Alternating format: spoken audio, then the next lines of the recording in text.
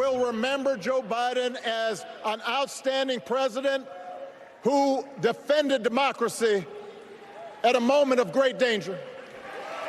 And I am proud to call him my president, but I am even prouder to call him my friend.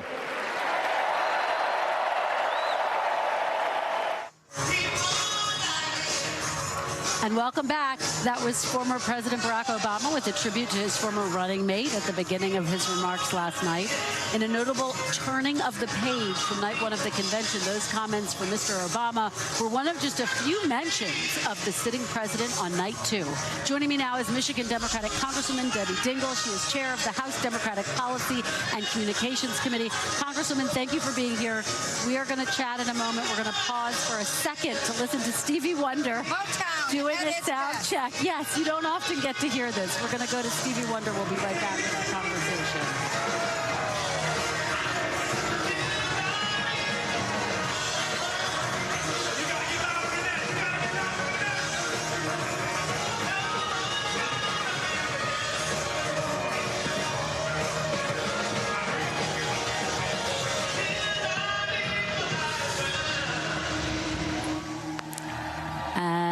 That was the great Stevie Wonder doing a sound check. Congressman, we also saw John Legend doing a sound check earlier today. All right, we're going to have to just talk a little loud to make sure our voices are heard. Talk about the energy heading into night three. What are you anticipating to hear from Governor Walz tonight? Well, I think tonight, Governor Walz, Tim, as I know, is going to introduce the country to who he is. I think he's going to be Tim. I've known Tim since the early 2000s. He and John were good friends, but I think the rest of the country needs to get to know him. We know that a lot of people don't know who he is, and I think they're just going to see real Midwestern roots. Yeah. Last night, let's talk a little bit about it. It was electrified the crowd here. Let's start with former President Obama, who was arguably a little upstaged by the former First Lady last night. He acknowledged that himself.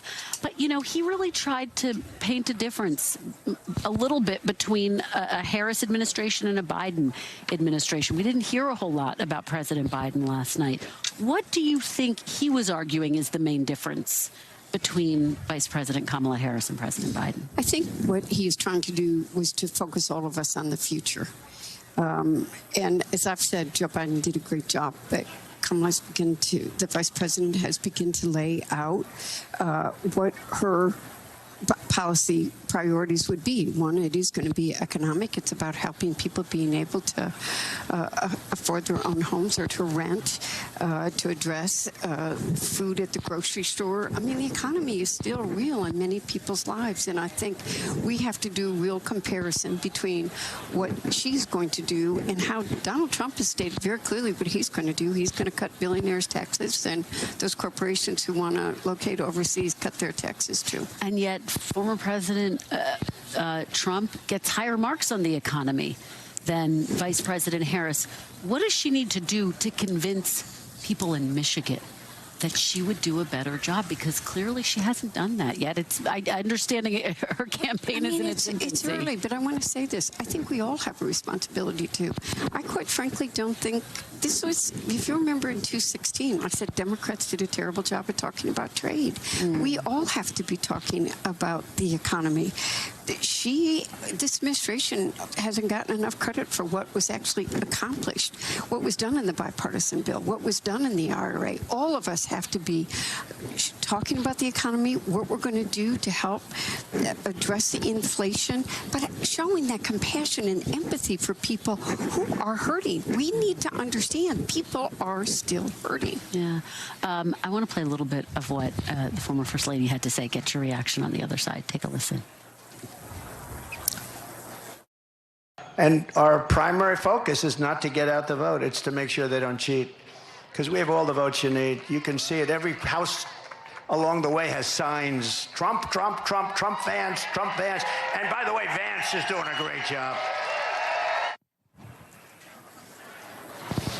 Okay, so that was former President Donald Trump. I want to get your reaction to that as well. And just so that folks have a chance to really process what he said, our primary focus is not to get out the vote. It is to make sure they don't cheat. What do you make of that?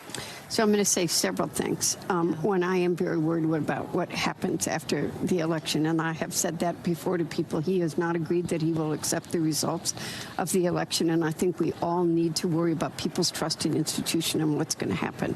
Two, I have always been crazy about signs and yell at everybody, look at the signs, and I'm reminded repeatedly, signs don't vote, people do. So that doesn't mean anything, and he does need to make sure he gets his votes out, and if his votes aren't there, which I'm hoping that they're not going to be, but taking nothing for granted, he's going to have to accept the real results of this election, and we need to be demanding that Republicans are going to accept the real results of this election. If the election is close, though, let's say Vice President Harris were to win, but it's close, do you worry that, again, you'd be in a situation like 2020?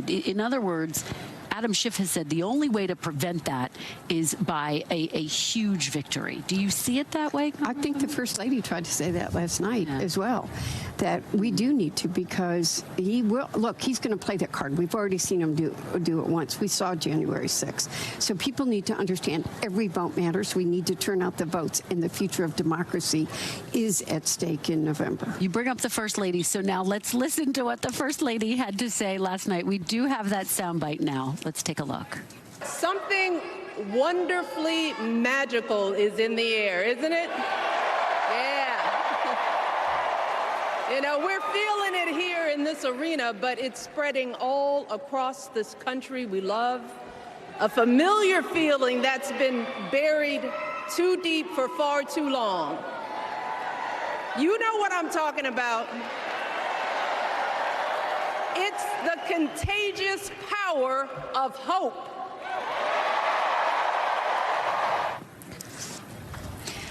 It's fascinating because it's almost as if she and former President Obama were trying to impose the hope and change message a little bit, to give it, if you will, to Vice President Kamala Harris. Did you see it that way? And also notable, obviously, she didn't mention President Biden.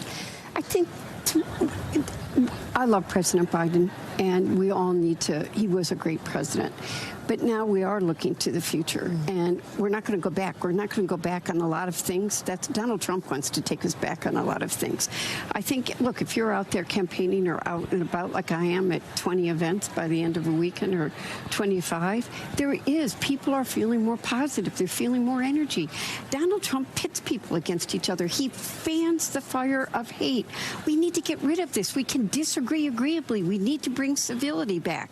And I think people are tired of this hatred and this bitterness and this bullying that's out there, and people want to feel better about each other. We can find a way to talk to each other in ways that bring us hope about our communities again. Let me ask you, broadly speaking, there are only 76 days left in this campaign. In 2020, when Kamala Harris was running, she said that she supported things like defunding the police, banning fracking. The campaign has said no, she no longer stands by those policy positions. But does she need to explain how she got from point A to point B? Does she need to do a better job of that? We need to, look, does she need to do a better job? The woman has, transformed her life in 2 weeks. So that implies she's not doing a good job at defining who she is. And we'll talk about those issues in the next few weeks and get the issues that are on people's minds out there.